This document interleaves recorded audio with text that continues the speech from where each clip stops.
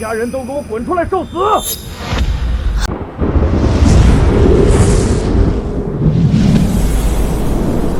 风起，云来，渡劫！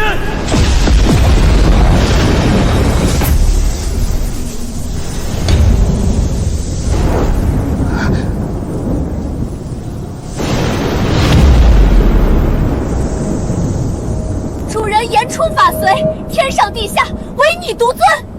恭贺主人渡劫成圣。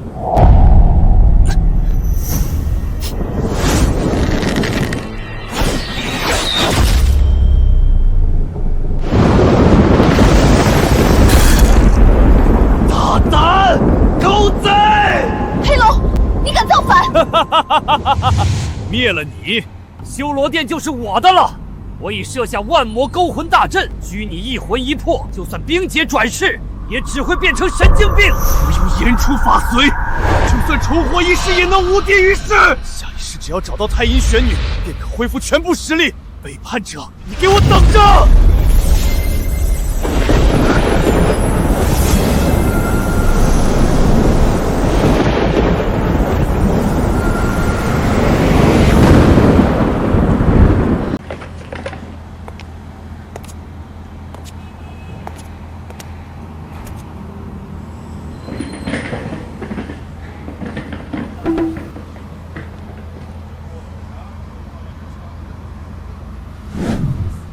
老头儿，你那个怕是有点虚哦。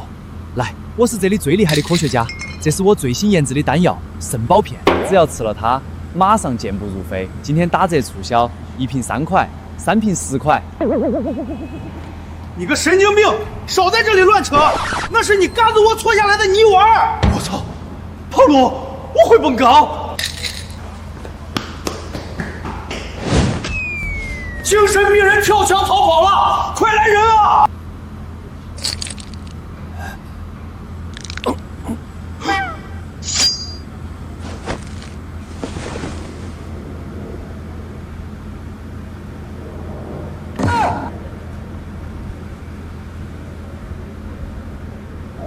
我10年老年痴呆竟然好了。是我痊愈了，现在马上过来接我，我要去找神仙报恩。女儿，我走之后，林家必将迎来动荡。你身为太阴玄女，是最适合男人练功的炉鼎体质，一定会被人盯上。爹走后，一定要保护好自己。爸，你一定不会有事的。我请来了灵药宗医生和百草科医仙帮您治疗。修罗殿出手竟如此狠辣，这剑是通体用噬魂精铁打造，会像水蛭一样将伤者灵魂吞噬干净。那赶紧拔出来，阻止他继续吞噬。万万不可！此剑深入脑髓，强行拔出只会导致魂魄瞬间溃散，神仙难救。趁林九长气息尚存，你父女2人多说些话吧。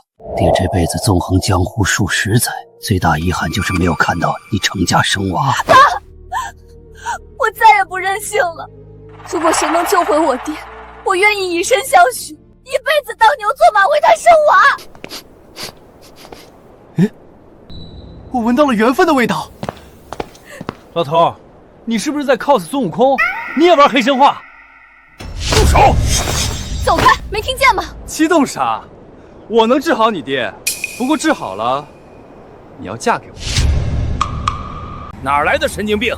林族长重伤垂死，大罗金仙下凡都救不了，何况你这个毛都没长齐的小子！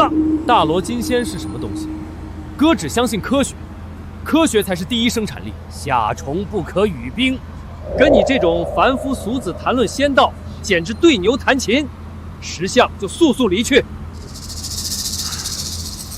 你们救不了老头，还不让我救？你们神经病啊！让他试试。族长万万不可！此人疯疯癫癫，看起来就像十足的神经病，必定不安好心。感情要死的不是你俩，站着说话不腰疼。老头，治不治？不治我走了。我闻到前面有家串串香，去晚了没位子。反正老夫已是必死之人，即便小友有什么心思，又能怎样？干脆死马当活马医，老夫的性命就拜托小友了。得嘞，我出手，你们放心，科学救人，童叟无欺。住手！你这个疯子！当然是救人，科学救人。现在首要的是活经输落，你爹气血淤堵，不给他疏通一下，怎么拔剑？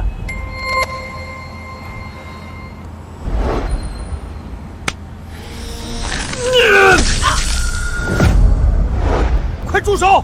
此剑含有噬魂精铁，强行拔出，林组长必死无疑。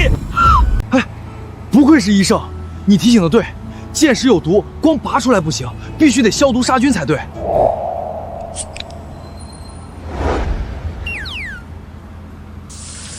呸！忍一忍，马上过去了啊！酒精消毒是有点疼，但都是为了你好。林组长此刻已经命丧黄泉，你消毒有何用？你这是亵渎遗体。那可是噬魂精铁，旷世奇毒岂是你寻常酒精可解的？简直就是胡闹！你这个杀人凶手，我要你偿命！无耻之徒，光天化日竟敢非礼良家女子！消毒之后必须立刻止血，加压包扎。救人要讲究科学，每一步都不能乱，你们晓得不？混蛋！你要为我父亲偿命！若曦，快住手！你到底是怎么做到的？这不科学呀！你们真的是什么医仙医圣吗？治疗外伤的基本流程，消毒、止血、包扎，你们都不知道？父亲，真的是您吗？女儿，我好了，多亏了这位小友，救命恩公在上，请受林某一拜；医神在上，请受小仙儿一拜。小仙心服口服。什么神仙医神，别瞎说，这都是基础操作。你们啊，还是要多学习科学常识。先生大恩，小女子无以为报。我林若曦言出必行，愿以身相许，求恩公应允。恩人，我这女儿可是太阴玄体，号称古今宇宙第一炉鼎，对您未来修炼大有好处。谁在说话？不过我好像记得必须找到太阴玄女，能娶这么漂亮老婆，我肯定干啊！我只是神经病又不傻。是修罗殿。如果明日再不交出升仙令，你们林氏一族都得死，鸡犬不留。漂亮老婆，怎么了？谁欺负你了？告诉我，帮你揍他。对不起，恩人，我们恐怕无法成婚了。恩人的大恩大德，小女子来世再报。搁这玩仙人跳呢，一会儿结婚一会儿不结的，不带这么耍人玩的啊！是修罗殿。我父亲就是中了修罗殿的暗算，他们明天会亲自上我林家挑战，逼我们交出升仙令。修罗殿势力庞大，高手如云，明日我林氏一族恐怕鸡犬不留。这修罗殿简直欺人太甚！修仙界弱肉强食，历来如此啊！什么修罗殿，敢欺负我老婆就是欺负我。放心，明天我来替你们林家出战，看我不打得他们满地长牙！不可！听闻修罗殿有无数武道宗师坐镇，恩人您虽然医术高超，但动起手来恐怕不是那些武道宗师的对手。不如趁早带着林氏一族逃命去吧，留得青山在，不愁没柴烧。什么武道宗师，乱七八糟的。他有神功，我有科学，你们要相信科学。只要有我在，你林家必定安然无恙，一根毛都不会少。不过，现在有更要紧的事儿，洞房。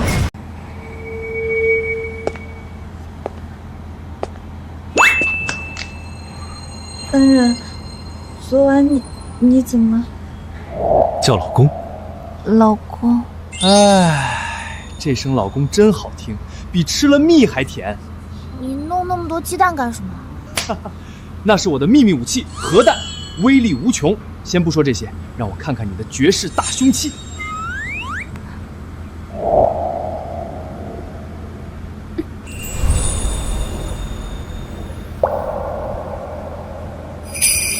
林家人都给我滚出来受死！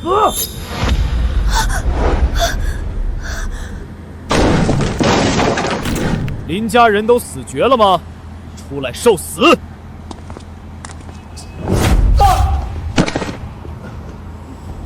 连我修罗殿堂主都不认得，给我掌嘴！哼，林家人都这副怂样吗？真想让你那死鬼老族长亲眼看看，你们跪地求饶的可怜样子。怎么，修罗殿堂主就这么想念老夫吗？你还活着？不可能！你中了噬魂精铁之毒，灵魂早已被吞噬殆尽，绝不可能活。老夫神功盖世，区噬魂精铁能奈我何？不想死的，现在就给我速速离开！哈哈哈哈哈哈！老子可不是吓大的。虽然不知道你走了什么狗屎运，但我修罗殿既然来了，岂有空手而回的道理？识相的话，乖乖交出升仙令，再将你这女儿林若曦许配给我做第32房小妾，否则今日林家上下鸡犬不留。笑话！我林家绝不会让出升仙令，更不会牺牲我女儿的幸福。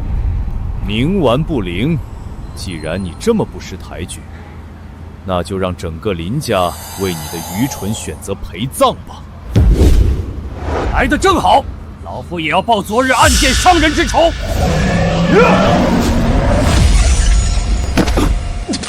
父亲，你竟然已经是大宗师！哈哈哈哈，不错，筑基高人以下，本堂主已无敌。就凭你这三脚猫功夫，也敢与我叫板？堂主神功盖世，世间无敌！老东西，我能杀你一次，就能杀你第二次。今天我看谁还能救你！给我死！大胆放肆，你找死！老丈人，你没事吧？别怕，有我呢。贤婿，你快走，带着若曦走。他是大宗师，你不是他的对手。哪来的废物？身上连半点修为波动都没有，也敢在我面前叫嚣，活腻了！等下，我想想那句话怎么说的来着。哦，对了，我的能量超乎你的想象。你贴么神经病吧？短剧看多了，脑子瓦特了。你怎么知道我爱看短剧？我是土狗，我就爱看这个。这傻子还挺好玩。大爷，我今天心情好。你要是现在跪地磕头给我当狗，我就大发慈悲饶你一命。牙崩半个不字，我连你一块剁了包饺子！你敢？女婿，你快带着若曦先走，我来挡住他。这没你说话的份儿。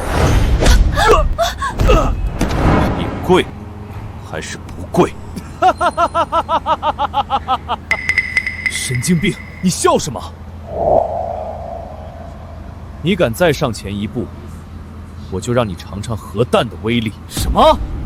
核弹？贤婿，你竟然连这种传说中的大杀器都有，太好了！这下我林家有望了。我可是最强科学家，手搓核弹非常简单。太好了，就算他是筑基高人，也绝对顶不住核弹的威力。我们有救了！核弹，那可是传说中毁天灭地的存在。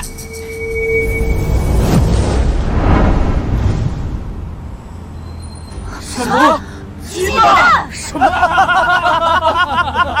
鸡蛋？拿一盒子鸡蛋就敢说是核弹？你个傻圈，是要笑死我们，好继承我们的花呗吗？楚浩，你是不是拿错了？你的核弹呢？不会错，盒子里装鸡蛋，这就是我手搓的核弹。你们这些文盲笑什么笑？要相信科学的力量，鸡蛋用得好，比核弹还猛。贤婿，你别闹了，快带若曦跑吧，老夫来拖住他们。老丈人无需惊慌，既然我拿出这等大杀器，那必是要以理服人，用物理来说服他。我堂堂武道大宗师，你想用物理降服我？咋的？你能拿鸡蛋砸死我呀？你再上前一步，我就要出手了。正当防卫，打爆你都不犯法。老子懒得再跟你废话。修罗殿众人听令，将林氏一族屠杀殆尽，一个不留。吃我一记核弹！神经病！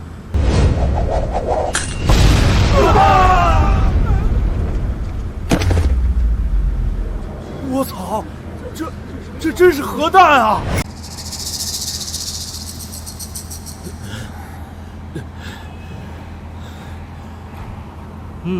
效果不错，威力比预想还大了点。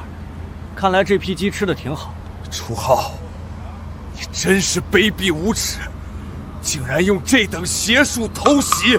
哎，你把话说清楚啊！我用的是核弹，这是科技的力量，是物理和化学的结晶，不是什么邪术。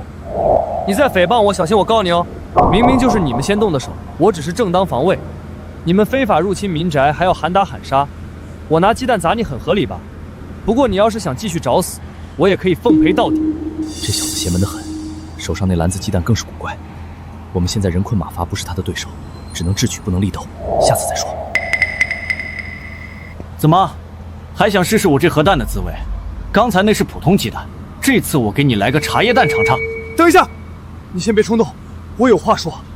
你们林家不过就1块升仙令，你楚浩还有你林若曦2个人1块令牌给谁用？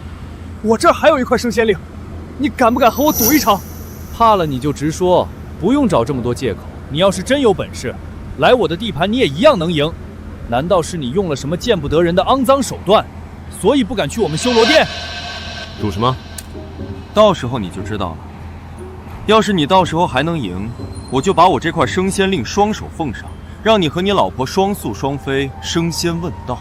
楚浩，不要答应他，他肯定设下了陷阱。好，一言为定，我就陪你玩玩。好，有种！明日午时我在修罗殿殿口等你，我们走。贤婿，此事你不该答应啊！那修罗殿堂主出了名的阴险狡诈，他定是设好了圈套等你钻。是啊，修罗殿的人向来不守信用，明日他们定不会用公平手段与你比试，怕就怕这是场鸿门宴，有去无回啊！贤婿，依老夫之见，你还是带着若曦赶紧离开此地，远走高飞吧。留得青山在，不愁没柴烧。老丈人，你就是不相信我也应该相信科学啊！他们那帮人装神弄鬼的，怎么可能斗得过科学的力量呢？漂亮老婆，你可别忘了，你老公我可是个科学家，一个手搓核弹的科学家。哼！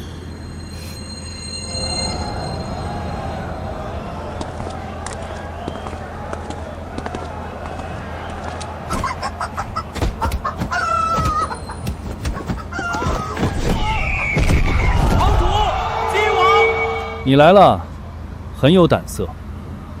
说吧，比什么？当然是斗鸡啊，简单直接。规矩很简单，你我各选1只鸡，让他们斗一场。你要是输了，可就要把你的那块升仙令给我。那要是你输了呢？当然也一样，我会把我这块升仙令给你，公平合理。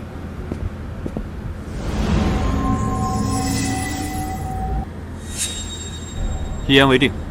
一言为定。这些就是今天供我们挑选的斗鸡，你和我就在这些鸡里各选1只，让他们代表主人一战，胜者拿走对方的升仙令。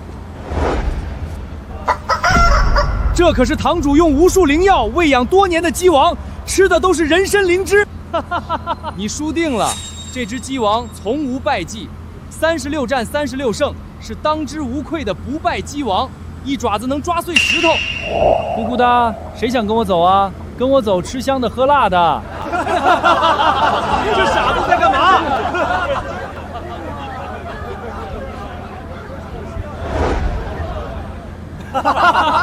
还真是和他主人一样呆若木鸡啊！这哪是斗鸡，分明是只呆鸡。他看起来一点战斗力都没有，要不再选选？养鸡也要讲科学，那只鸡王被喂那么多乱七八糟的激素和药物，早就被掏空了身子，虚得很。我这只可不一样，它站在球上这么久，下盘稳如泰山，眼神看似呆滞，实则专注，一看就是天生的虚坤血脉，是公鸡中的战斗鸡。哦耶！虚坤血脉，笑死我了！我可以给你1次机会更换你的斗鸡，免得你输了说我欺负你。我看你是想抢我的鸡，就不给，我就要它。他是最棒的。就你这种不知道从哪个精神病院跑出来的臭小子，怎么可能知道鸡王的厉害？敢不敢和我加注？下注？下注什么？1000万，赌你的命，还有那块升仙令。我没钱，穷的叮当响，老婆本都还没攒够。这柱我来家，这是我林家的传家之宝，玲珑玉佩，它可值1000万。好，既然林小姐这么豪爽，那就算你家住。不过你可不要后悔，输了人和玉佩，可就都是我的了。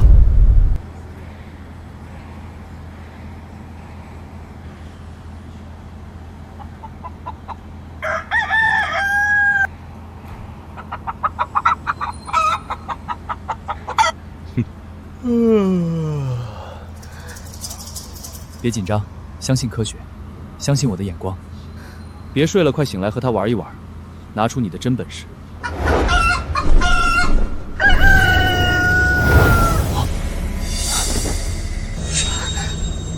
哼，这光芒，居然真的是虚坤血脉！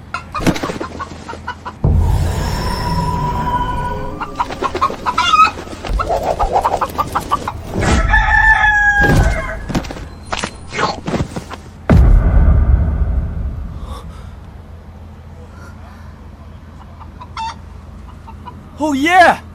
我就知道你是最强的，怎么可能？我的鸡王是无敌的！我们赢了，我们真的赢了！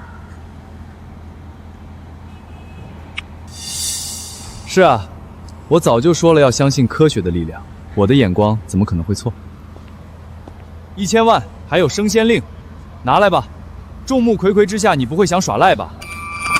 还愣着干什么？拿上来给他！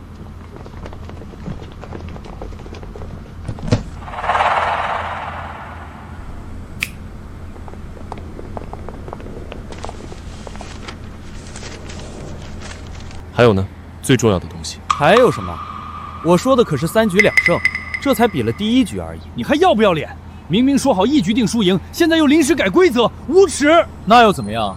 这里可是我的地盘，规矩自然由我来定。我说是3局2胜，那就是3局2胜。说说吧，第2局你想赌什么？赌石。我会给你准备几块石头，你从中挑选1块。如果你的石头能开出比我更好的东西，就算你赢。卑鄙！这个赌石场都是你的。里面的石头，你肯定早就了如指掌。你会拿出什么好货给楚浩选？这不公平。哦，那你是要直接认输吗？这东西你还要不要？升仙令，你可要想清楚了。本来你赢了第1轮，这升仙令已经有1半是属于你的了。难道你想半途而废，让你老婆失望？好，我跟你赌，赌石是吧？有意思。不要，这太不公平了。没事，不就是赌石吗？既然老婆想要的东西，身为老公总要为你努力一把。况且在绝对的科技面前，所有阴谋诡计和手段都不值一提。我跟你赌。好，有种，你可别后悔。公子，这里的石头品质都很一般，甚至可以说是次品，果然没安好心。放心，我有科技傍身，再狡猾的狐狸也斗不过好猎手。这是个完全不懂行的小白。这里的石头我早就用 X 光检测过了，都是废料，唯一能出绿的也被我藏起来了。看你这次怎么跟我斗！可以开始了吗？我可以用工具吗？什么工具？你要是拿个核弹出来，这赌局可就没法玩了。就这个。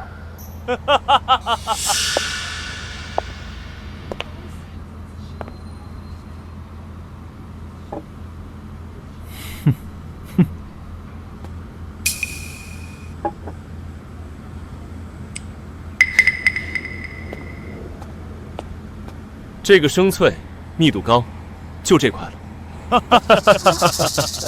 你挑西瓜呢？听声就能辨识？这块石头怎么可能？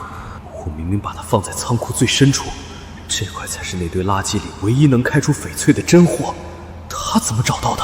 他还真有几分狗屎运，竟然能在一堆废料里把唯一真货挑出来。不过也就到此为止了，在我的地盘，还能让你翻了天？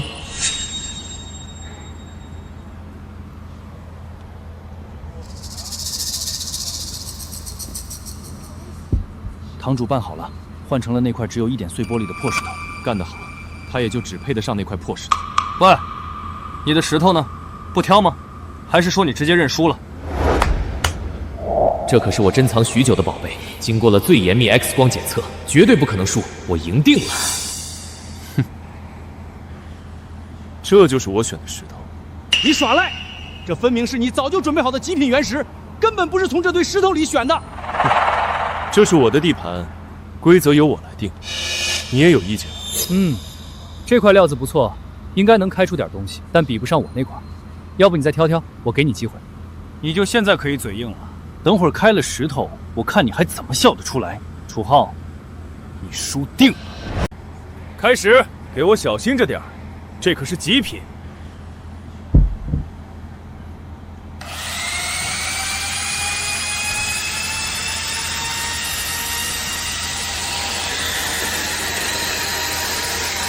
出绿了，涨了，大涨啊！你们看，是翡翠，上好的翡翠。看这色泽阳绿，水头足透亮，价值不少于500万。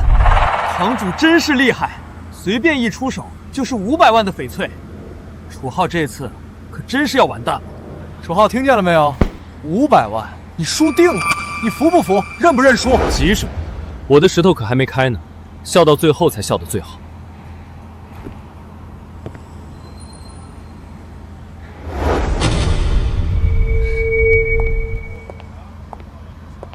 怎么了？石头被换了。你怎么能做这么卑鄙无耻的事？换石头？你们有证据吗？这里这么多人看着，谁看到我换石头了？这就是楚浩亲自挑选的石头，大家都可以作证，是不是啊？是，我们亲眼所见。这可是你说的，这石头就是我选的那块，那就开吧，可别后悔。楚浩，放心，我刚才已经用科学手法重新检查过。这块石头里面的东西可比他那块翡翠值钱多了。如果我没看错的话，这里面是七彩琉璃祖母翡翠。真是个傻子，这块料子表象极差，松花都没有，连最普通的绿都开不出来，还说什么七彩琉璃祖母翡翠，简直是痴心妄想。就是啊，我从业50-60年，听都没听过这种东西，这分明是一块下等废料，一文不值。公子，我这就带人去找，一定把您原本选的那块石头找出来。不必，就开这块。楚浩啊，楚浩，你到现在还想打肿脸充胖子？好，既然你这么不知死活，那我就让你死个明白。我实话告诉你，这块石头里是我让人塞进去的啤酒瓶底子，还什么七彩琉璃祖母翡翠，你真是个大傻逼！你急什么？开一下不就知道了？科学是永远不会错的。好，开！我要你死得心服口服。来人，开始！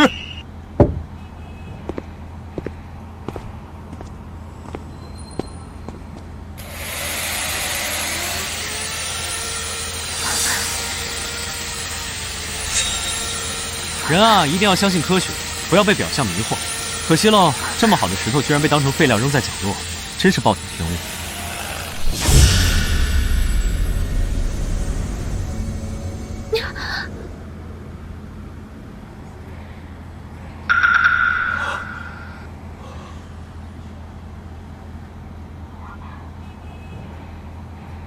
天哪，是真的，真的是七彩琉璃祖母翡翠！我卸了一辈子石头，从来没见过这样的无价之宝啊！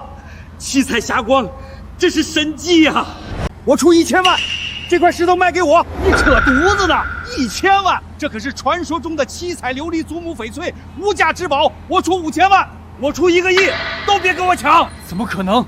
这绝对不可能！都给我闭嘴！我明明都检查过的，这里面只有一块碎玻璃。怎么会？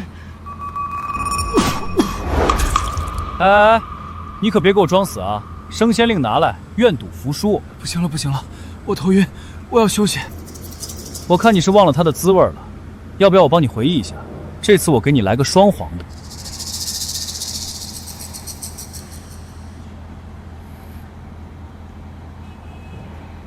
对喽，这才乖嘛，早这么痛快不就完了？小子，你别得意，我们修罗殿的人不会放过你的，店主会让你生不如死。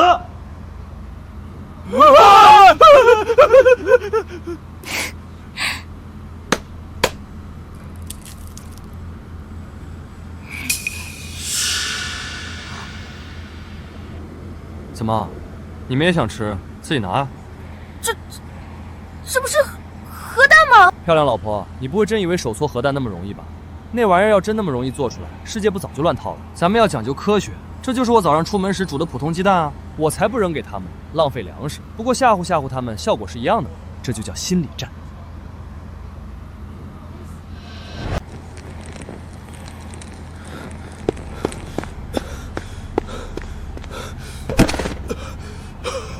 店主，属下办事不力，不仅没有拿到林家的升仙令，还把自己的那块也折进去了。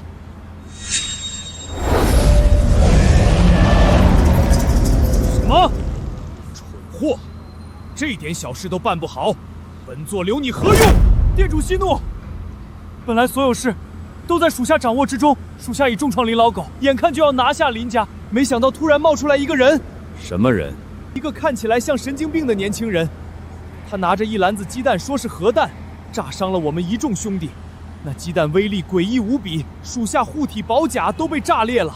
而且这小子运气好的实在出奇，他在斗鸡场随便一挑就挑中一只拥有虚坤血脉的斗鸡，击败了属下用灵药喂养多年的鸡王。更离谱的是，他拿只破手电筒在一堆废料里，竟然找到一块七彩琉璃祖母翡翠的石料。属下明明仔细检查过，那些东西在他出现之前毫无异常。斗鸡场那只芦花鸡就是普通肉鸡，根本没有什么虚坤血脉。还有那块石头，属下用 X 光检测过，里面只有玻璃，怎么会开出七彩琉璃祖母翡翠？拿着一篮子鸡蛋说是核弹，言出法随，点石成金，这怎么这么像他的能力？不可能！当年我亲手设下万魔勾魂大阵，拘走他一魂一魄，就算他冰结转世成功，也只会变成魂魄不全的傻子神经病，绝不可能还拥有这种力量。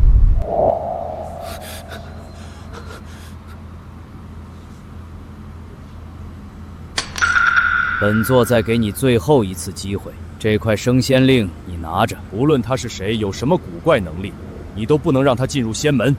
若是再失败的话，是，属下遵命。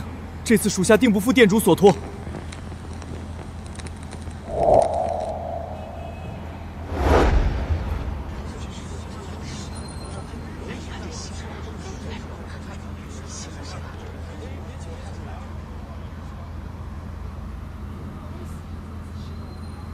贤婿啊，如今我们有了2块升仙令，你与若曦若能通过测试，一同进入仙门修炼，那可真是我林家大幸，光宗耀祖啊！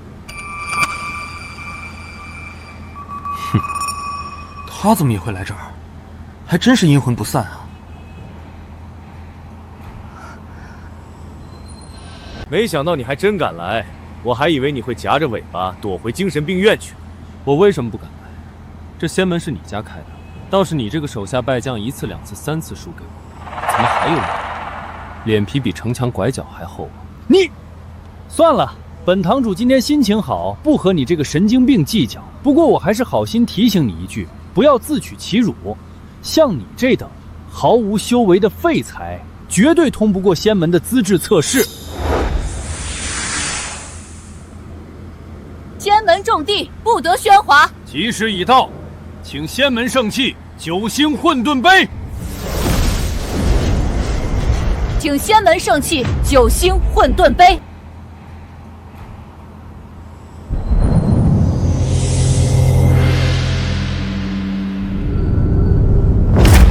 鸿蒙初始，天地初开，便诞生了这混沌石碑。其作用之一，便是可测修炼资质。凡是想修仙道者，只需以手触摸石碑，石碑便会显现其修炼资质，以金星数量示之。触碰石碑，金星显现，金星数量代表尔等修炼可能达到的上限。4星之下皆为蝼蚁，终生无望仙道。只有显现4颗金星及以上者，才具有成仙的可能。望尔等好自为之。测仙道资质即刻开始。谁第一个来？我来，就让本堂主来抛砖引玉。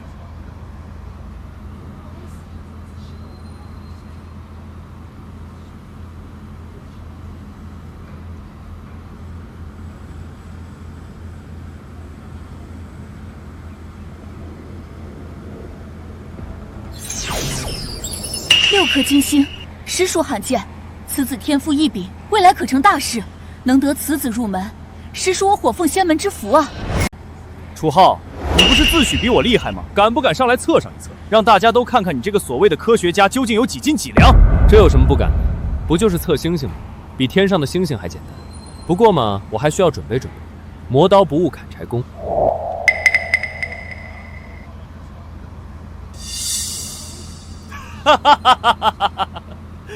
还以为你要拿出什么惊天动地的大宝贝，原来是折纸星星。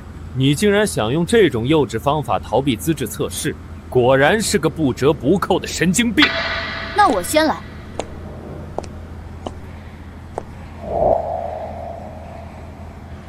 早就听闻林家女儿是太阴玄女，如今一看，此言非虚。太阴玄体名不虚传，太阴玄女先天就有修仙资质，修炼起来事半功倍。林家有女如此幸甚，可惜啊，5颗金星虽然不错，但在这仙门之中也算不得顶尖。若只有你一人进入仙门，在那弱肉强食的竞争之中，必定无法存活下来。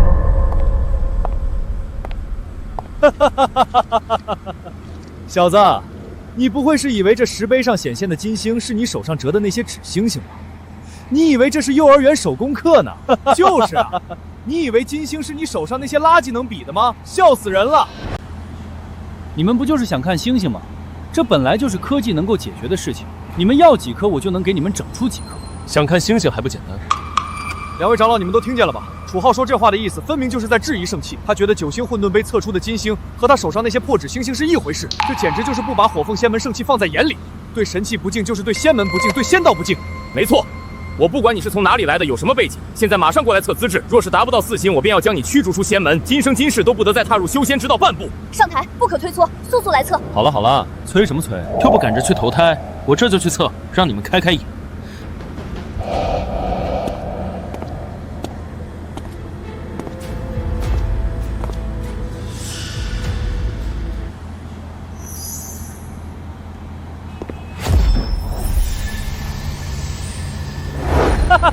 才1颗，1星废物，连给仙门扫地的资格都没有。本堂主还以为你有多大本事，原来只是个1星废物，真是浪费了一块升仙令。别急嘛，这不得一颗一颗慢慢来，心急吃不了热豆腐。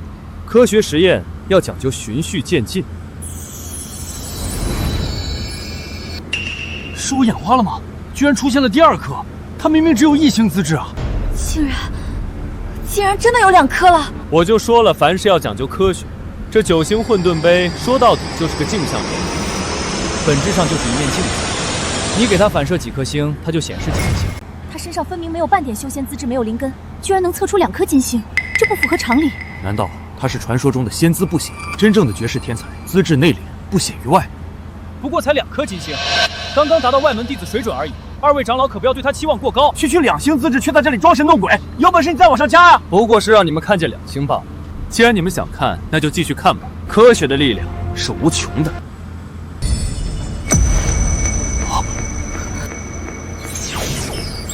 6星！今日我火凤仙门竟测出2位拥有6颗金星资质的弟子，这真是我仙门大兴之兆啊！他一个没有先天修炼体质的凡人，竟可超越太阴之体，达到6星资质，这简直是闻所未闻的修炼奇才！不可能，绝对不可能！他这样的废物修仙资质竟然能和我齐平，这一定是障眼法！说了你们又不信，这不过就是科技的力量。想看星星是吧？行，今天就让你们看个够！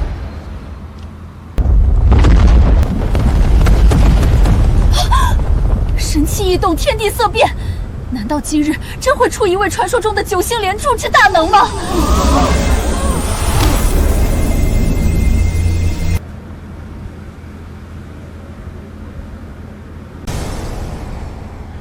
？9星连珠，居然真的是9星连珠！传闻，只有火凤仙门和修罗殿的真正主宰天帝，才能召唤出如此异象，这是天地的象征啊！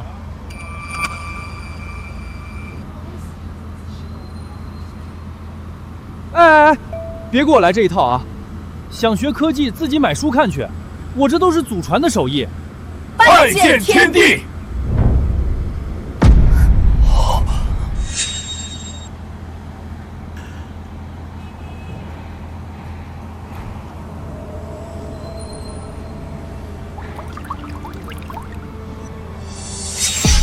这个气息不好，是9星混沌杯。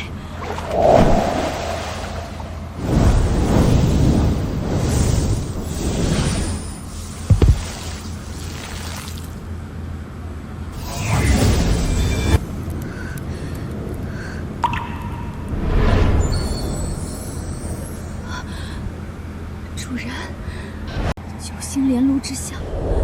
是天地的气息，主人回来了，我居然没有第一时间察觉。来人，随我一同前往仙门广场迎接天地回归。九星连珠，天地回归。此番天地出自我火凤仙门，便可让我火凤仙门一跃成为3界第一大仙门，天佑火凤。恭迎天地！哎呦喂，你们这是干啥子嘛？九星连香多正常的天象啊，几百年就有一次，新闻上都播过。你们不用这么客气，别拜我了。平时多看看书，了解了解天文知识，比拜我有用多了。我还是不相信，他不过是个和我们一样拿着升仙令来求取修仙功法的普通人，怎么可能会是天帝？天帝是何等存在，怎会如此不着调？不信是吧？好办，那就让你见识见识什么叫做科技的力量。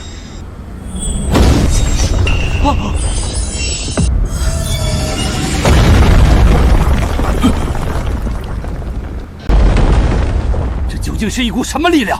竟然让开天破地时便存在的圣气都经受不住！圣气崩裂，难道它不是9颗金星，而是9星之上的资质？9为极数，10为圆满，它打破了极限。我不相信，开天辟地以来，从未有人达到过9星之上。长老，你们不要被他骗了，他分明用了某种幻术，骗过9星混沌杯，也骗过所有人。依我看，他连1星资质都没有。据我所知，修仙界的确有些小门小派专钻障眼之法，他们游走各大仙门之间，用幻术骗取修仙之法，以此牟利。就是因为他骗不过，所以才会将神器毁去，毁灭证据。长老，你们想想，若是他真的拥有9星资质，神器为何会承受不住？这分明就是他的幻术被神器识破，遭到反噬，才导致神器崩毁。如此说来，确然有道理。此事处处透着诡异。你可有办法证实你的9星之相为真？他没有办法证实，但是我有。此乃上古神器屠龙刀，上斩9天仙佛，下斩妖魔邪祟，无物不破。你敢不敢与我比试一场？用你的实力来证明你的资质。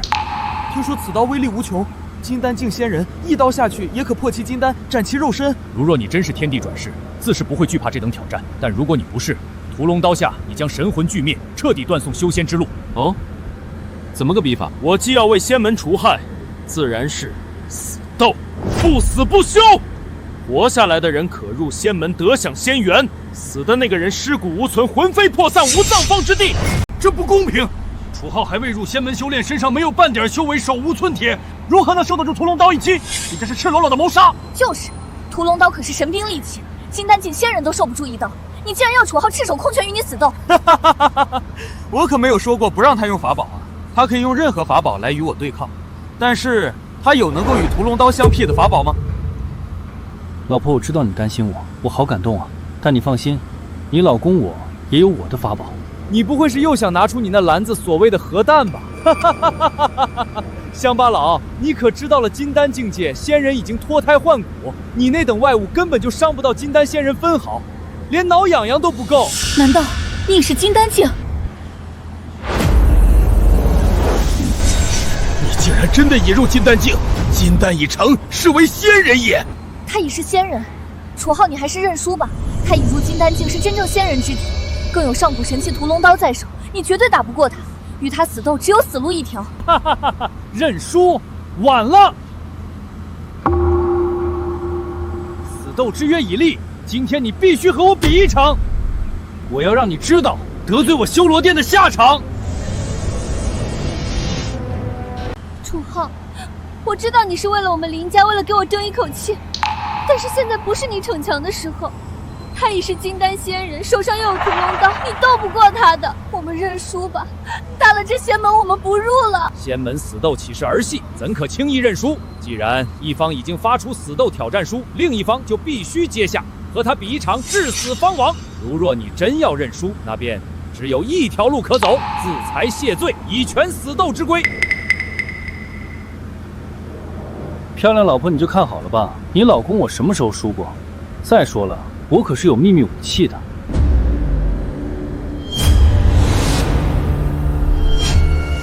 楚浩，我给你最后一次机会，要不然你还是自裁吧，好歹可以留下一具全尸。那我也给你一个机会，你现在自裁，我也留你一具全尸，公平吧？好，很好。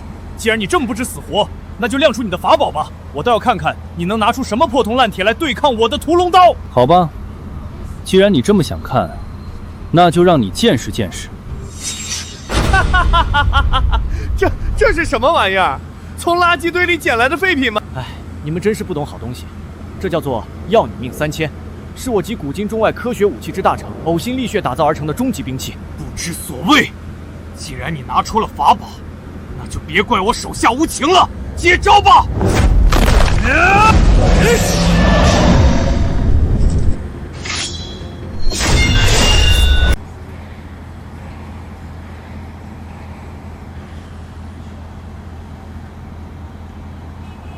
土豪，我要你死！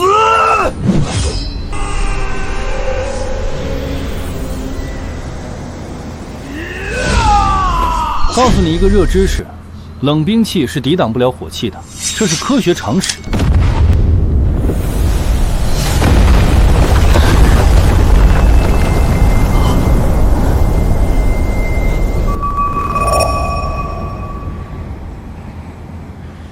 看到了没？这就是科技的力量。你那什么屠龙刀，在我这火药面前就是弟弟。仙人二位长老，你们可要为我做主啊！我只是想要为大家测试出他是否真的是九星之下，没曾想他竟然对我下了杀招，他这是蓄意谋杀同门啊！土豪，你怎可这般下手无情？他与你以后可是同门师兄弟啊！仙门之中最忌讳同门相残。不是你们说的死斗吗？不死不休，这才刚开始呢，他可还没死。要不我们再打一场？这次我给你来个更猛的。胡闹！够了！像你这样恃强灭弱、对同门下此毒手的心境和做派，即便入了仙门，也绝对无法修炼成仙。我代表火凤仙门宣布，我仙门要收为门内弟子的人是他。你们仙门就是这样蛮不讲理的？明明是他先提出的死斗，也是你们不同意我不打，我打了我赢了，你们却说我错了，我哪里错了？你们耍赖！不跟你们玩了！什么破仙门，老子不稀罕！你看你就是这样目无尊长。长老说话你也敢顶撞，哪里有半点修仙之姿，简直顽劣不堪。错就错在你不该对同门下杀招，他虽有错在先，但你下手也太狠了。明明是你们是非不分，颠倒黑白，还想收我做徒弟，我呸！我还不稀罕你们呢。我火凤仙门可是你想来就来想走就走的地方吗？今日你毁我圣器，伤我准弟子，若不给一个交代，休想离开。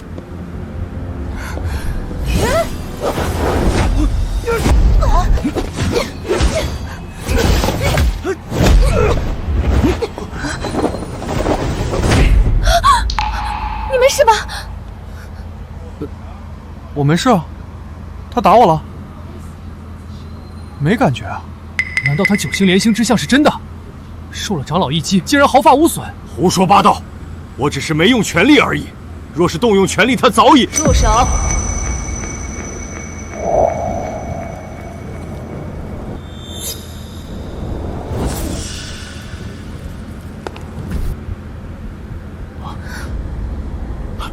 恭迎门主！恭迎门主！发生什么事了？本座在后山闭关，就感受到九星混沌杯的异动，谁来给本座解释一下？仙人，有人动用邪术，把九星混沌杯弄碎了。是谁？毁坏了我火凤仙门的镇门圣器！回禀门主，是他，就是这个不知从哪里冒出来的小子，毁了仙门圣迹。他在测试资质时怒须作假，被神器识破后恼羞成怒，将神器毁去。饭可以乱吃，话不能乱说。这圣器明明就是他自己碎的，关我女婿什么事？在场这么多双眼睛都看到了，是他放上第10颗星星，圣器承受不住才碎的。大家可都看见了，要不是他做了什么手脚，测一个修炼资质何至于圣器会碎？分明就是他用了什么邪门网道，被圣器反噬，占他们修炼。当真如此？回禀门主，楚浩此人不知用了何种方法，测出了九星连珠之相，而后他又拿出一颗纸星星放在头顶，圣器便震裂了。仙人，他还口出狂道说自己的资质远胜于九星在天地之上，他这是大逆不道，亵渎天地，他还出手狠辣，将我打成重伤。分明是你们动手在先，是你们非要逼着楚浩死斗，楚浩只是自卫而已，你们颠倒黑白。无论如何，他出手狠辣，对同门毫无怜悯之心，此等行为卑劣之人必须受到严惩，自是要废去他全身经脉，让他绝了修仙资格，以儆效尤。仙人，依小人看，光废去修为还不够，自是要剥皮拆骨，抽魂炼魄，让他葬身于此，永世不得超生。你们说的都很好，很有道理。谢仙人，仙人英明。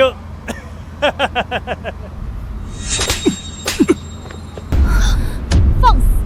你们顶着火凤仙门的名义，在外就是这样是非不分、为非作歹、肆意妄为的吗？你们知道他是谁吗？他也是你们可以污蔑的。他就是天帝，是火凤仙门真正的主人。门主，他怎么可能是天帝？天帝是何等存在，怎会是这副模样？你没有看到九星连众之象吗？这天地间只有主人一人能带来如此天象，若不是主人，谁都无法做到。你们可知道，主人巅峰时期，一根草叶在他手中也可斩落星辰。你们怕他，我可不怕他。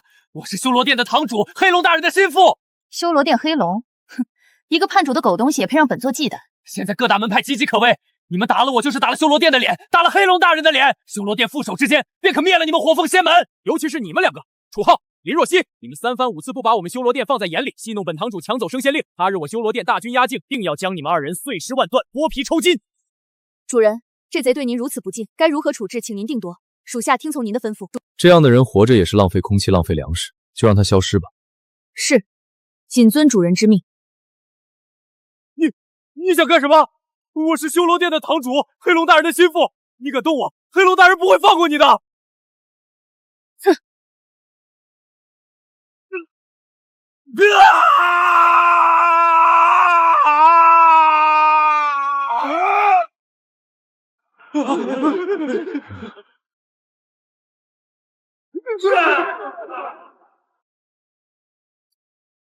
回禀主人，属下已将叛贼悉数剿灭，您以后就是火凤仙门的门主，属下火凤愿为主人效犬马之劳。门主，您是不是认错人了？他可能确实有点本事，但他再怎么样也不可能是天帝啊！天帝是何等存在，怎会是他这副模样？是啊，门主，九星连珠或许只是巧合。你们没有看到九星连中之象吗？这天地间只有主人一人能带来如此仙象。我算是明白了，我不是神经病，你才是啊！这位门主，我认真的告诉你，这世间根本没有什么天地，我也不是天地，我就是个科学家。这个世界的真理就是科学，比如这九星连星的天象是不常见，但就是有啊。天文学上叫行星连珠，都是有科学依据的。这块石碑就是个普通的镜像原理装置，我头上放几颗纸星星，它通过某种光学原理反射几颗星，这不很正常吗？就是质量差了点，批发市场买的吧。你放肆！还有这个屠龙刀，含碳量高一点，淬火工艺好一点，但它本质上还是铁啊。铁的硬度能比得上 TNT 炸药爆炸产生的冲击波。你要相信科学，科学才是世界上唯一的真理。什么修仙都是封建迷信。主人，您就别闹了。当年您冰结转世时，被黑龙设下的万魔勾魂大阵拘走了一魂一魄。多司宫的太上老君有一味丹药，名为九转还魂丹，对于修补魂魄相当有效。若能求来，或许能让您恢复记忆和实力。我愿去多司宫为楚浩求取九转还魂丹。老婆，我不想去，什么还魂丹听着就不靠谱，都是迷信。如果你恢复了记忆，恢复了实力，你就能保护我，保护林家。你不是一直说要我相信科学吗？那你就去把那颗丹药弄回来，证明给我看。是啊，你可是天帝呀！等你恢复了记忆，那该多威风！行吧，行吧，既然是老婆想让我去，那我就去呗。谁让老婆最大呢？门主，大事不好！修罗殿的黑龙殿主派人送来了战书，说3日后要亲率大军踏平火凤仙门。主人，黑龙已经等不及了，3日后他就要动手。那就先去兜树宫找那个什么老君弄丹药，回来再收拾他。3天时间，来得及。你真的有把握吗？黑龙可是金丹大圆满的修为。修为是什么？是能量。能量是什么？是物理量。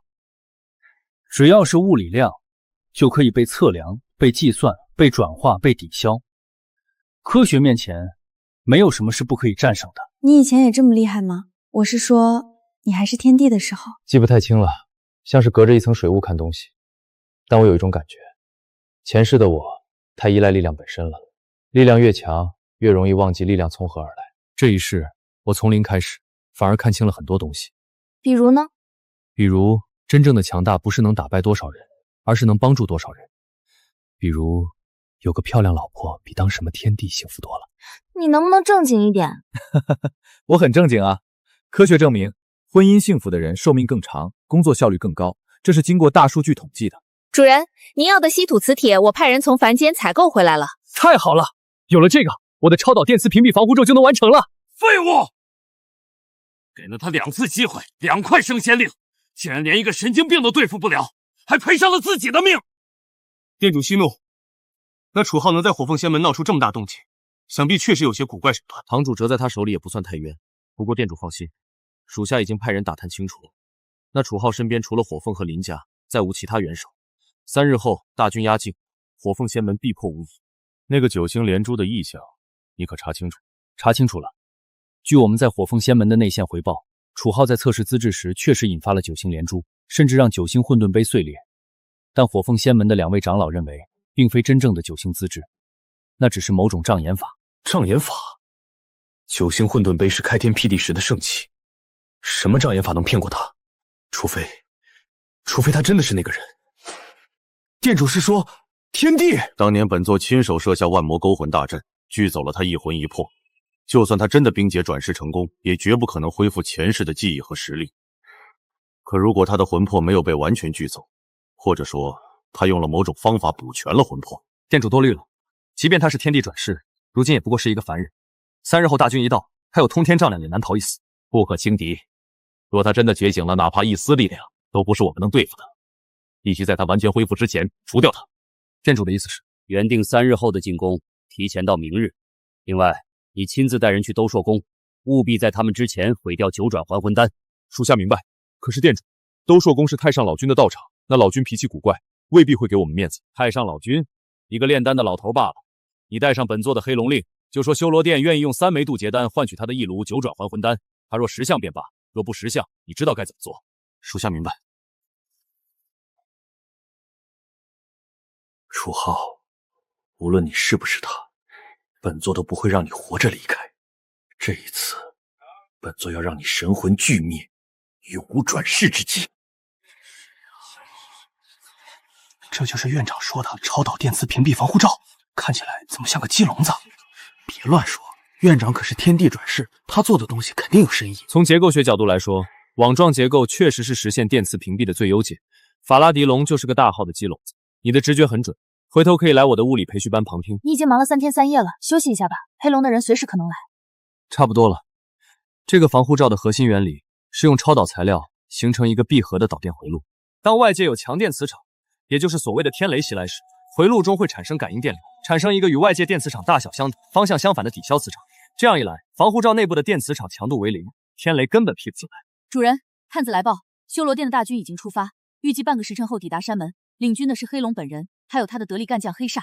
来得好，正好试试我的新发明。这是我特制的电磁脉冲干扰器，是用高压电容瞬间放电产生强电磁脉冲，可以干扰甚至烧毁一定范围内的灵力运转回路。你们修仙者的灵力本质上也是一种生物电信号的定向传导，只要干扰了这个信号，你们的法术就会失疗。这东西真的有用吗？理论上是成立的，不过因为时间仓促，还没有做过活体实验。火凤，你愿不愿意帮我测试一下？属下愿意。主人，这东西真的能干扰灵力运转？很好，等黑龙来了，我就用大功率版本的给他来个灵力休克，让他体验一下科学的力量。火凤仙门的人听着，修罗殿主黑龙大人驾到，限你们1炷香之内交出楚浩和林若曦，否则大军过处，鸡犬不留。你就是楚浩？是啊，就是你杀了本座的堂主，毁了本座的2块升仙令。不过我得纠正一点，你那堂主是自己找死，你要是不服，咱们可以再赌一场，这次赌大点，就赌你的命，怎么样？店主面前也敢口出狂言？你就是黑煞，那个专门替黑龙干脏活的。我听说你前几天去了兜素宫，想毁掉9转还魂丹，结果呢，被太上老君一拂尘扫出来了吧？你怎么知道？科学家的直觉。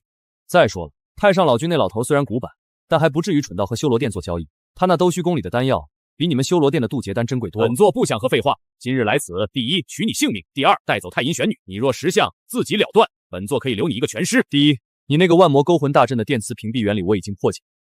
第二，你当年拘走的那一魂一魄，我3天前就已经用量子纠缠的方式重新锚定回我的能量。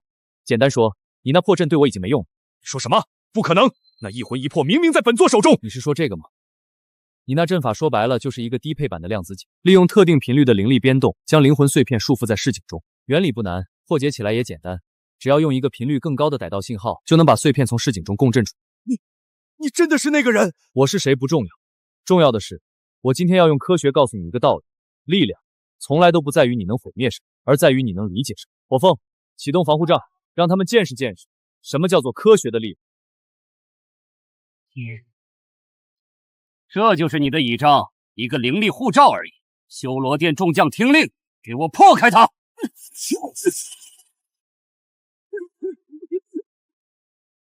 怎么可能？我们的法术完全不起作用！雕虫小技，雷莎，你来。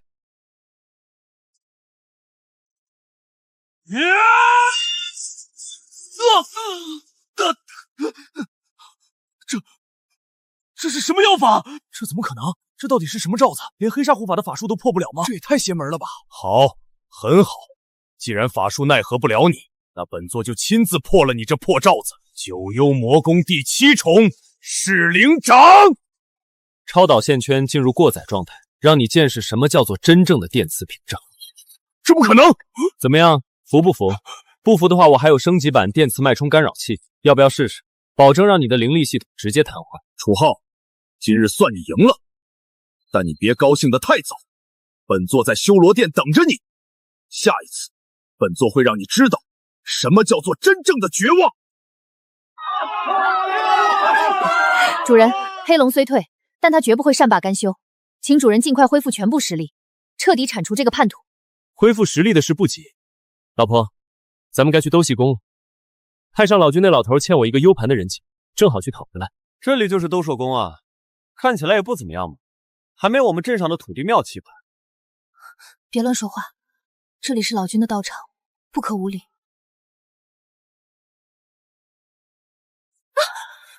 什么人，竟敢擅闯斗力宫？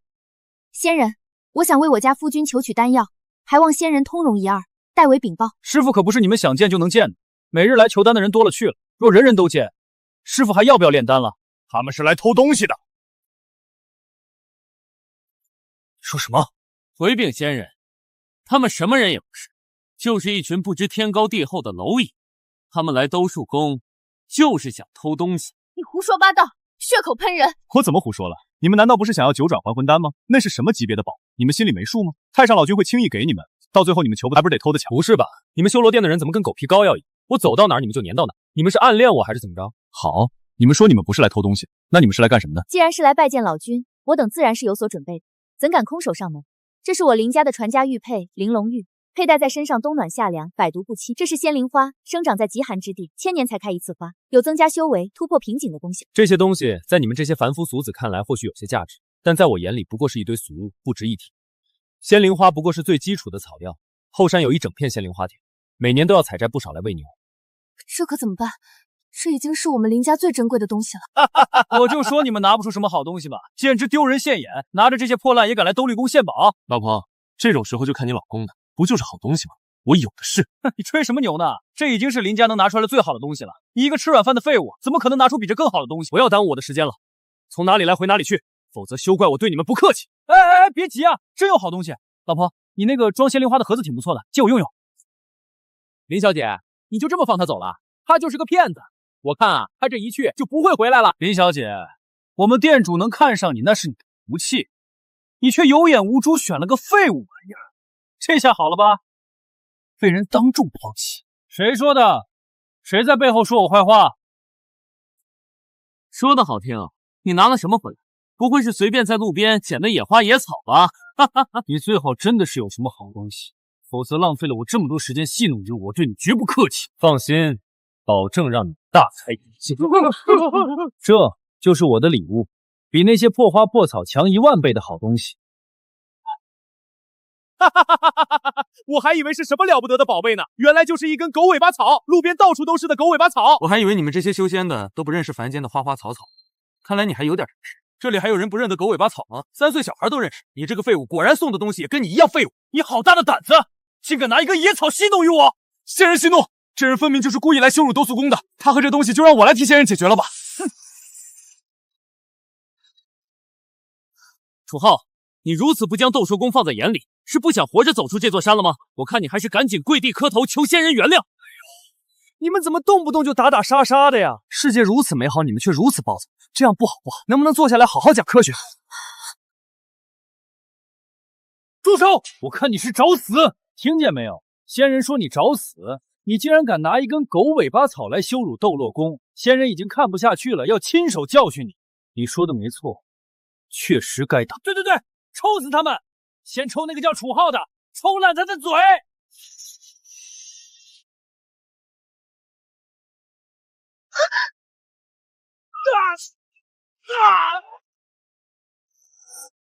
仙人，你是不是打错人了？是他对您不敬，你应该打他呀！你给我闭嘴！再多说一个字，下一鞭抽在你嘴上！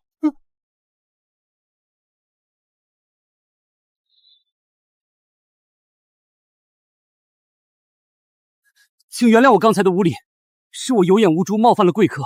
知错能含，善莫大焉。我原谅你，起来吧。贵客，这个东西真的可以送给我吗？当然了，我哪有那么小气，一株草而已。多谢贵客，多谢贵客，贵客里面请，我这就带您去见师傅。为什么？我不服！这明明就是一株普通的狗尾巴草，凭什么他能进去？真是有眼无珠！睁开你的狗眼，好好看看，有这样的灵韵，可能是普通的杂草吗？这样的灵韵必然是万年级别的神草，可生死人肉白骨，就是我师父太上老君见到，也必定会细细珍藏。而你刚才竟然差点将它扔了，你可知罪？不，这一定不是真的。他不过是个从精神病院逃出来的疯子，怎么可能会得到这样的神物？我不相信。独家秘方，农家肥，现场浇灌，牛马不爱花爱草。我早就想好了。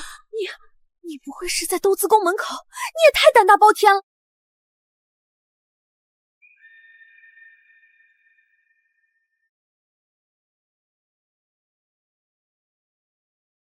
师父，有贵客求见。来者何人？所谓何事？老君在上，小女子林若曦斗胆替我家夫君楚浩求老君赐下九转还魂丹，为我家夫君补全魂魄。师父，这是贵客带来的礼物，是一株神草。倒是个好东西，你们有心了。但是九转还魂丹，老夫炼不了。求老君开恩，只要能救我家夫君，林家愿付出任何代价。不是老夫不想帮你们，实在是原材料不够啊。没有那些天材地宝，老夫如何给你们炼制九转还魂丹？就算勉强炼出来，也是没有任何效果，反而可能有害。缺什么材料？你列个单子，我给你找来就是了。胡闹！你当九转还魂丹是街边卖的糖丸吗？你知道炼制需要什么稀世珍宝吗？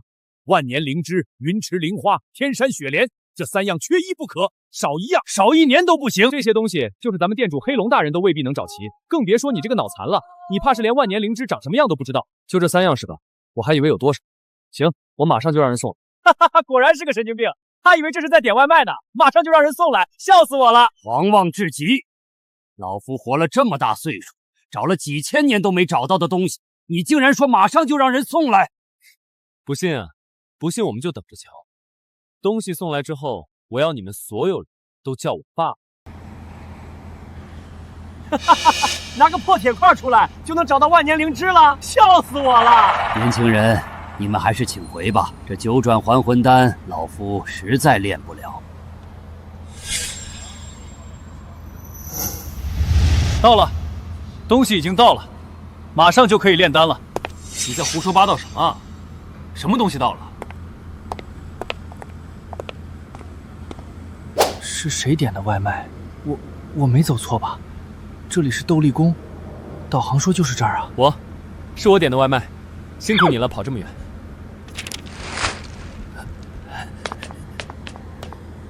刚才你们说的那些东西都在这里面了。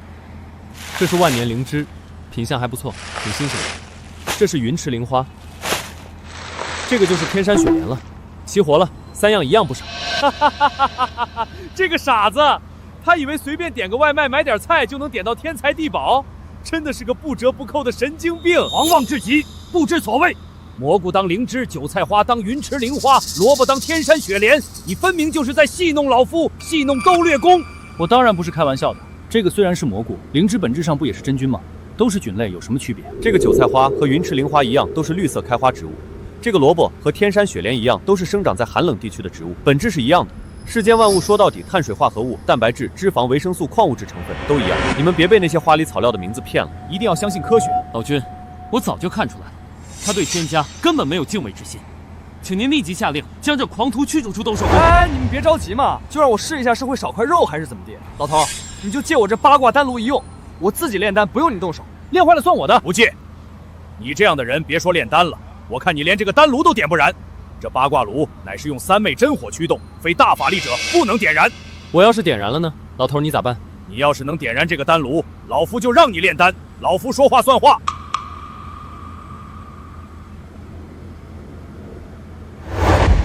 太上老君急急如律令，燃！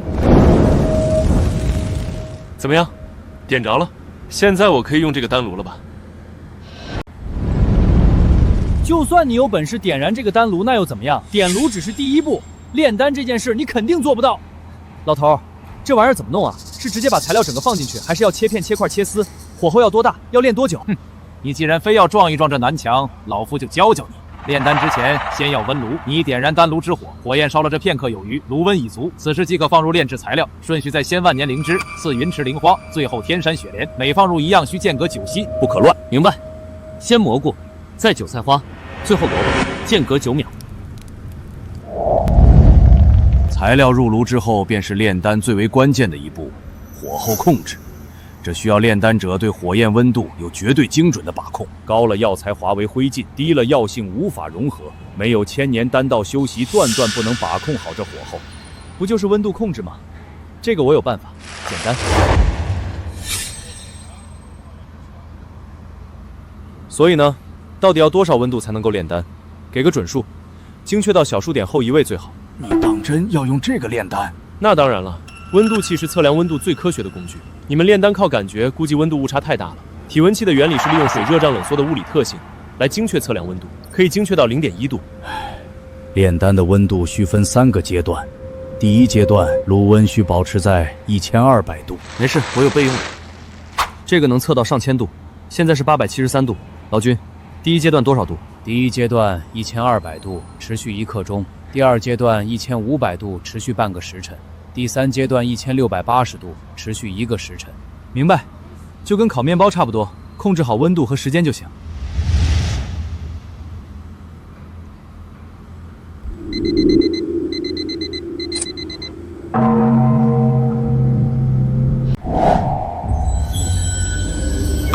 这香气，这是丹韵，真正的丹韵。丹药未出，丹韵先成，这只有传说中的神丹才能引发。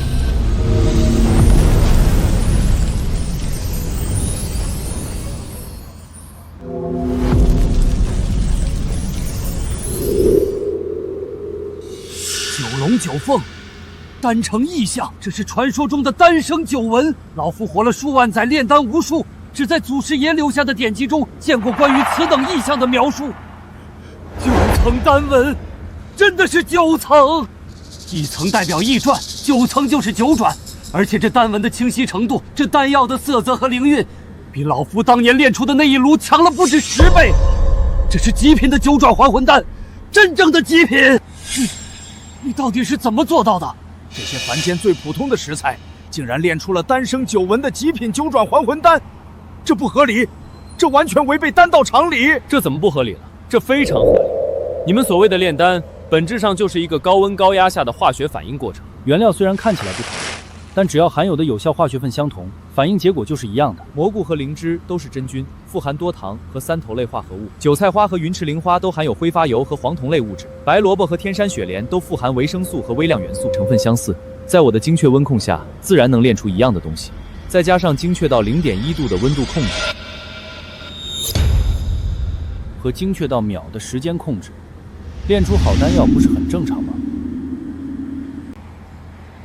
老夫炼丹数万载，今日方知丹道之上还有如此境界。9层丹纹，丹生异象，9龙9凤，这是传说中的丹道极致。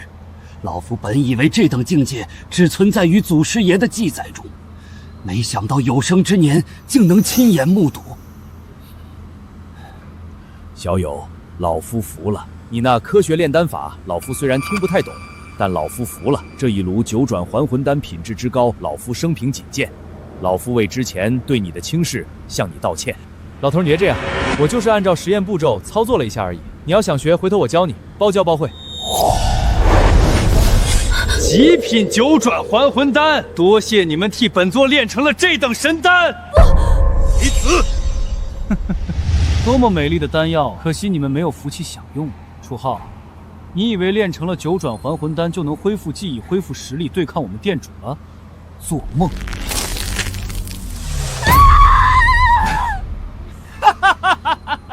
没有了九转还魂丹，楚浩，你就继续当你的神经病吧！一个魂魄不全的废物能翻起什么浪来？对了，忘了告诉你，明天我们店木将亲率修罗殿大军踏平火凤仙门。楚浩、林若曦，你们林家还有那个不知死活的火凤，全都要死！这是店主大人送给你们的新婚贺礼。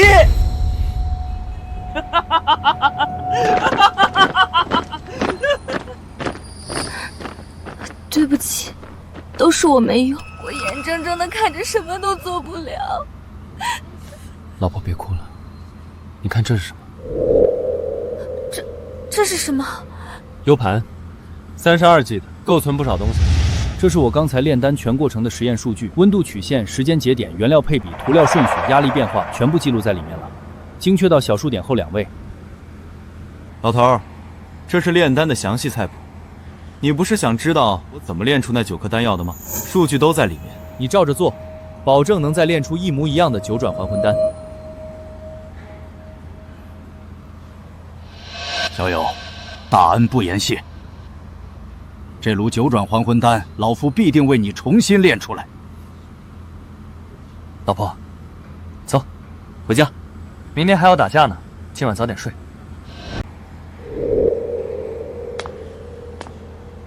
喝点儿，冰镇的。科学证明，喝甜的能让人心情变好，升血糖，促进多巴胺分泌。楚浩，明天修罗殿就要来了，黑龙是金丹大圆满的修为，只差一步就能渡劫成神。火凤门主不是他的对手，我父亲也不是，整个火凤仙门没有人是他的对手。听起来是挺厉害的。你不怕吗？怕什么？大不了就是打一架呗，打不过就跑，跑不了就拼命。科学家的字典里没有怕字。我爹说太阴玄女是世间最好的炉鼎体质，只要是娶了我，修炼起来事半功倍。所以修罗殿想要我，黑龙也想要我。我从小就知道我的婚姻注定不会由我自己做主，但我没想到会遇到你，一个口口声声说要相信科学的神经病，一个拿着一篮子鸡蛋就敢跟金丹仙人对峙的疯子，一个用体温起炼丹的傻子。老婆，你这是在夸我还是在骂我？都是在夸你。楚浩，明天我们可能都会死，在死之前我有一个愿望，娶我，今晚就在这月光下。行，娶就娶，不过我得找个戒指。老婆，这个行不行？纯铝的轻便耐用，不会过敏。虽然没有钻石，但铝的原子病号是13，锡是14，四舍五入差不多。科学家的浪漫你懂的。很好看，比钻石还好看。我楚浩今天在月亮的见证下娶林若曦为妻，从今往后有福同享，有难同当，有串串一起吃，有架一起打。若为此事，就让月亮掉下来砸我头上。月亮不会掉下来的。那可不一定，万有引力懂不懂？只要条件合适，月亮也能掉下来，不过概率很低，所以我这个事发得很科学。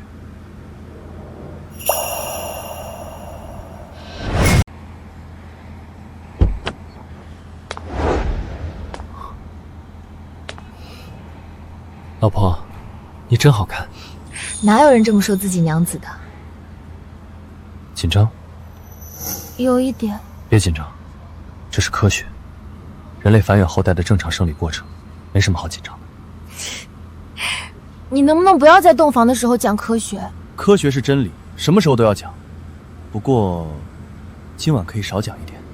老婆，虽然明天可能要打架，但今晚你是我的新娘。我楚浩这辈子最幸运的事，就是在那条路边闻到了缘分的味道。缘分的味道是什么味道？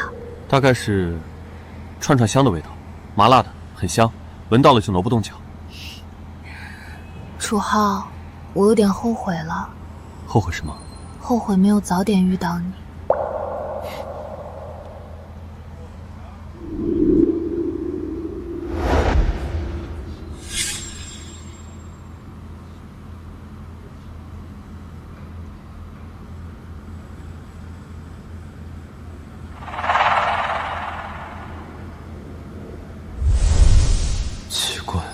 力气确实变大了，难道昨晚的洞房还有强身健体的功效？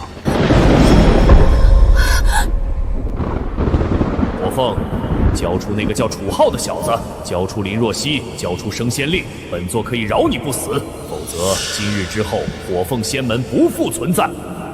黑龙，你这个叛主的畜生！当年主人待你不薄，你竟敢暗箭伤人！今日就算火凤仙门只剩我一人，我也绝不会向你屈服。你休想动主人一根汗毛！是他们，修罗殿，他们提前进攻了。来得正好，正好试试昨晚洞房之后我的力气到底大了多少。老婆，你在家等着，我去就回，晚上给你做红烧肉。楚浩，你不能一个人去，你没有修为，没有法宝，拿什么跟黑龙斗？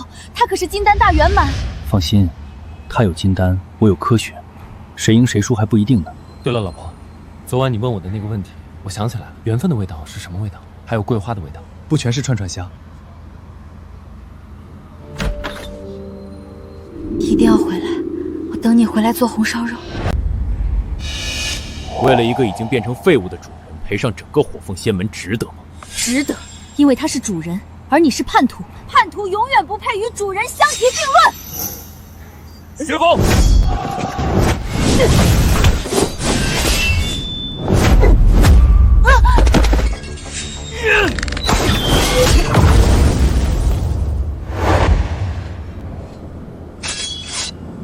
修罗殿的贼子，休得猖狂！林家来也！楚浩呢？让他出来受死。本座今日来此只为2件事：第一，取他性命；第二，带走太阴玄女。其余人等若是现在跪地投降，本座可以网开一面，饶你们不死。谁找我？大清早的，让不让人睡觉了？主人，小心！黑龙他已经……你就是黑龙，那个偷袭自己老大、欺男霸女、专门欺负老实人的黑龙？本座还以为火凤拼命护着的是什么了不起的人物，原来真的只是一个神经病，一个魂魄不全的废物。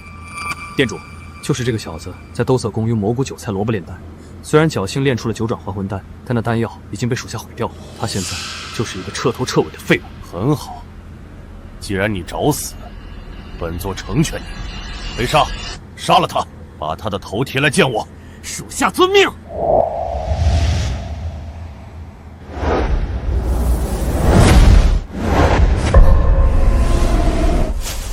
知道这是什么吗？这是三体文明的终极武器水滴。看过三体没？没看过，那你们亏大了。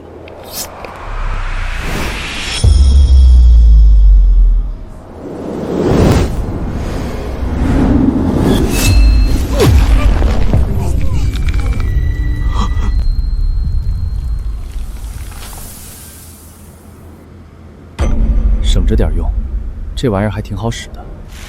回头看看能不能批量生产。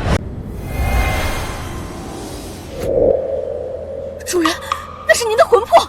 本座今日就让你亲眼看着你的主人魂飞魄散。楚浩，灵魂？你确定那不是 LED 灯？这是你前世天地的一魂一魄，只要本座捏碎它，你就会魂魄崩散。灵魂是不存在的。这是科学常识。那你就亲眼看看。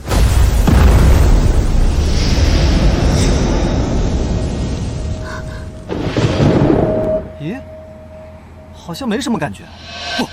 不可能！你的魂魄明明在本座手里。哦，我想起来了，洞房那天晚上我做了个实验，用量子纠缠仪把我的能量场和天地的能量场进行了纠缠重组。我的魂魄早就不在我体内了。它和整个宇宙纠缠在一起，你要毁掉它，除非把整个宇宙都毁掉。胡说八道！你不信？那你刚才捏碎的是什么？主人，您真的回来了！我好像想起了一点什么。算了，先把眼前的事解决掉。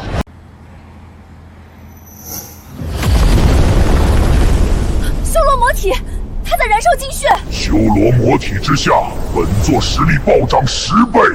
你那个量子交联能挡得住吗？体型变大需要更多能量供应，新陈代谢会急剧加速，这种状态你维持不了多久。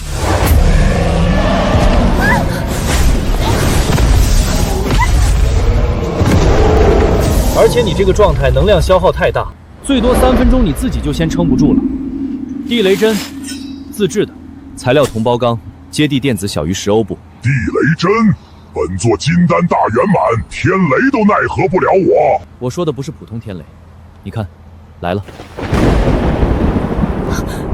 混沌神雷！不可能！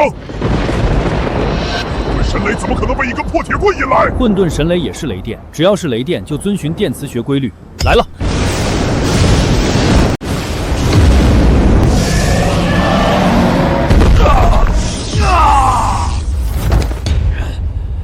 为什么混沌神雷为什么会听你的？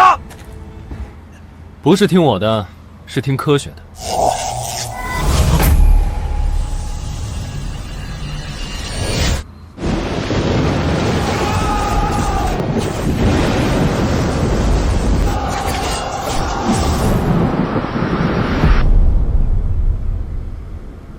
原来如此，我真的是天帝。楚浩，你没事吧？我没事，只是想起来了，想起我是谁了。主人，您真的回来了，辛苦了。这些年你守着火凤仙门不容易，你不是打不过我，你是打不过科学。当年我太依赖言出法随了，转世之后我忘了怎么修仙，只能靠科学，结果反而赢了。你输给了几千年的人类文明积累。动手吧。这一掌叫物理超度掌，原理是将物质分解为基本粒子。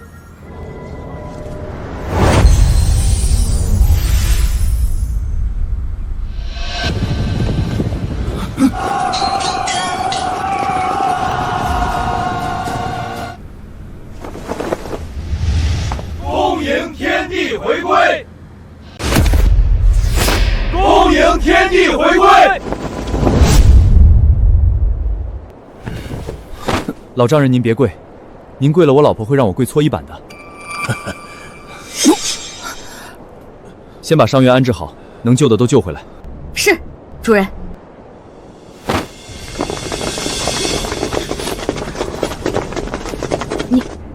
你真的是天帝？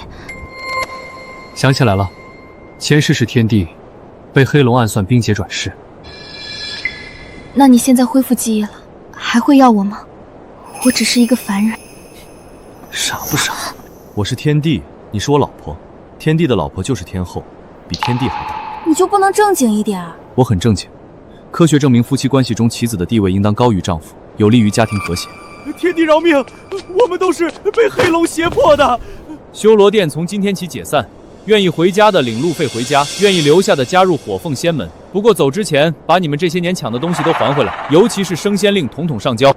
火凤，从今天起火凤仙门改个名字，叫科学修仙研究院，宗旨是用科学的方法研究修仙，用修仙的资源推广科学。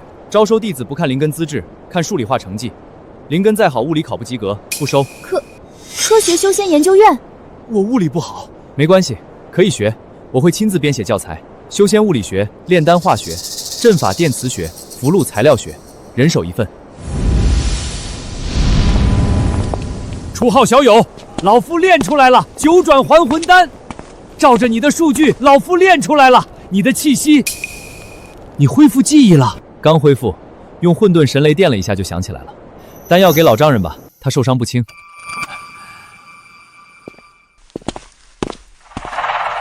多谢老君，多谢贤婿。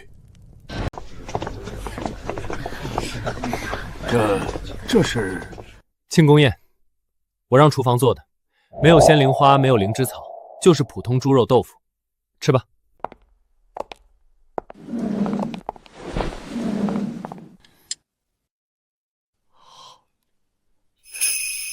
这味道，老夫活了数万年，从未吃过如此美味的食物。这就是科学的力量，火候、调料、时间的精确控制，烹饪本质上也是化学。你打算什么时候办婚礼？婚礼不是已经办过了吗？那不算啊，那天晚上就我们2个人，连个见证人都没有，戒指是易拉罐拉环。好，那就办一场正式的。火凤，你来操办，不用太铺张。是，主人。老君，你来当证婚人。老丈人，您做主位，等着喝女婿茶。好，荣幸之至。楚浩，谢谢你。谢什么？科学证明娶到喜欢的人是概率极小的事件，能遇到你是我的运气。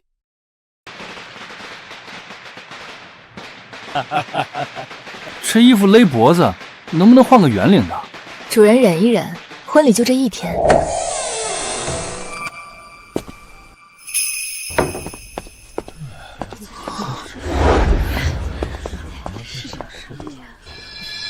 好看。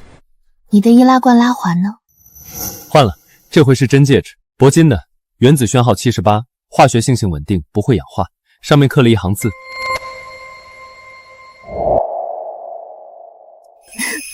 你这个人，连婚戒都要刻物理公式。这是用实验室干锅自己熔炼的，纯手工制作。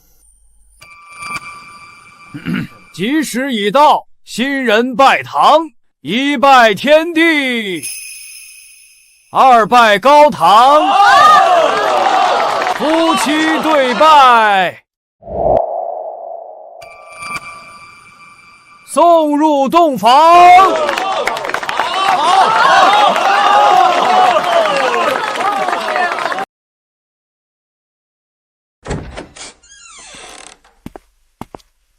洞房花烛夜，你端2碗盖饭进来。科学证明，空腹状态下人的情绪容易低落，吃饱了才能更好的享受洞房花烛夜，这是生理学常识。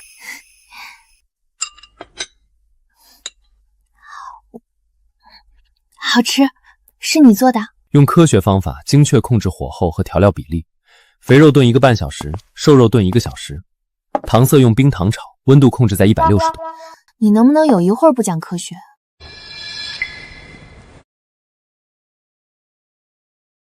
能，从现在开始，不讲科学。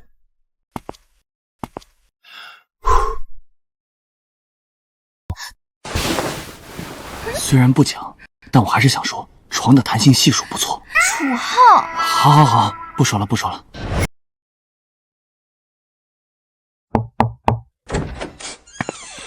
院长，新招的弟子已经到了，一共300人，都在广场上等着。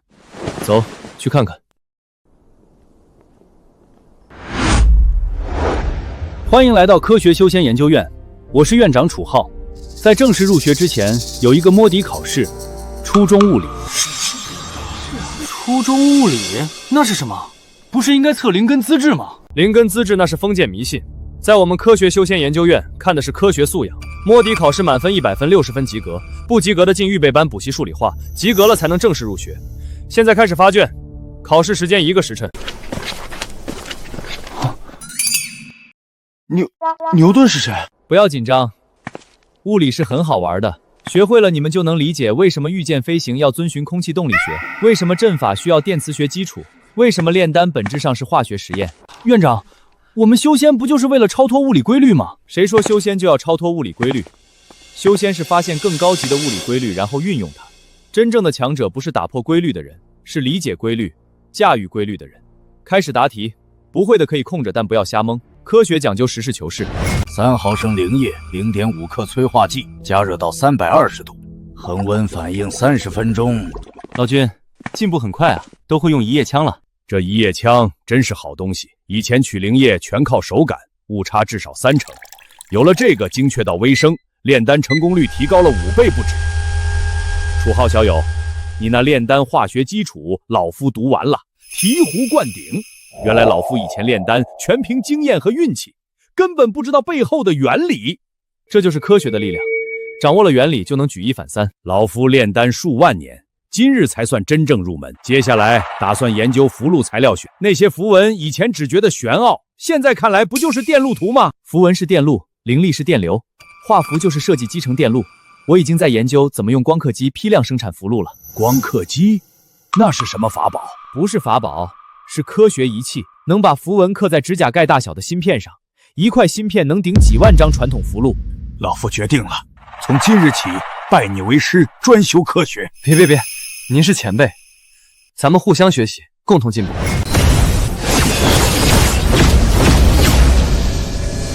院长，这些弟子的基础功法已经入门了，按照您的要求，我们用科学语言重新编写了功法。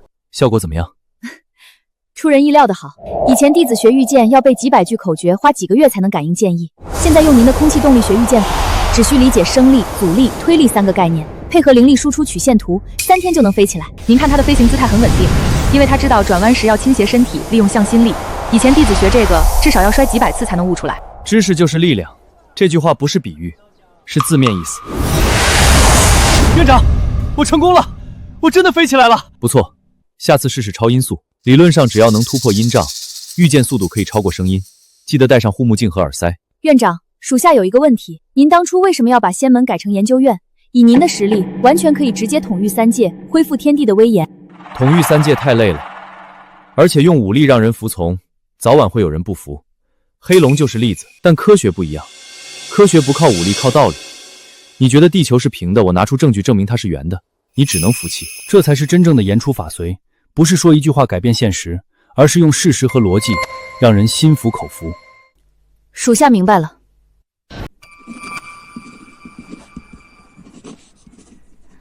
还在忙什么？设计第2代量子纠缠仪。第1代只是把我和天道纠缠在一起，第2代要做到让任何人都能使用。有什么用呢？用处大了，比如2个人各持一个纠缠态的玉佩，不管相隔多远，一方遇到危险，另一方立刻能感应到，而且可以通过量子态传输灵力，相当于无线充电。那以后我出门，你就能随时知道我的情况了？对，而且如果你灵力耗尽，我可以远程给你充电，目前效率只能做到30%左右。楚浩，你有没有想过回天界看看？天界？你前世是天帝，天界是你的家，你恢复了记忆，难道不想回去看看吗？前几天晚上趁你睡着，我御剑上去看了一眼，天界还是老样子，宫殿还在，阵法还在，那些仙官仙将也还在，他们感应到我回来了，跪了一地。那你为什么不留在那里？你是天帝啊。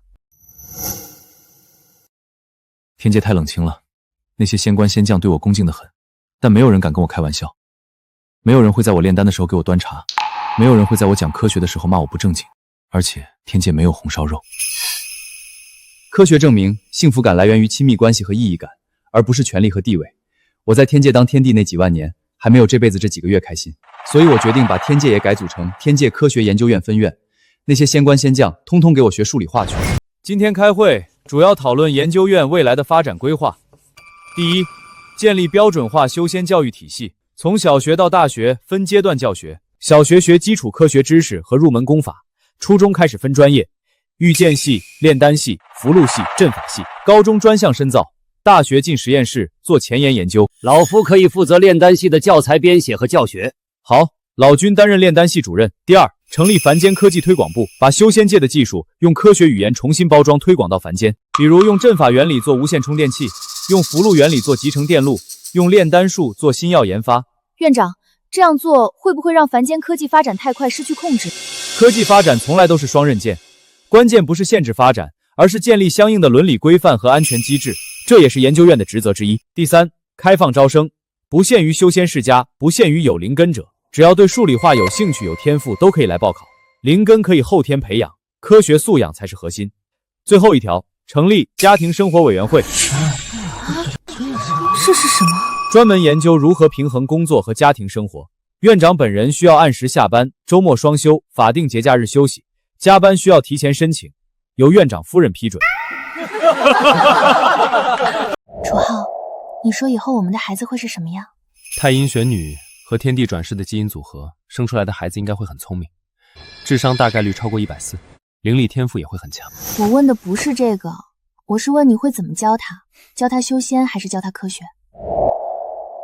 都教，让他知道这个世界有2种力量，一种叫灵力，一种叫知识。灵力让他能飞，知识让他知道为什么能飞。灵力让他强大，知识让他明白什么是真正的强大。那如果他只想学一样呢？那就不学另一样。科学的核心精神是尊重个体的选择，他想做什么就做什么，只要他快乐。楚浩，你知道吗？那天在路边你救了我爹，我当时想，这个人虽然疯疯癫癫的，但好像很厉害。那现在呢？现在我知道你不是疯疯癫癫，你是比所有人都清醒。其实我一直有一个问题没想明白，那天在路边我闻到的缘分的味道，到底是什么化学成分？你能不能不要这么煞风景？这怎么是煞风景？这是科学探索，我一定要搞清楚那到底是什么味道，说不定可以人工合成出来做成香水，名字就叫缘分。你这个人，老婆，不管那是什么味道，我都庆幸那天闻到了。我也是。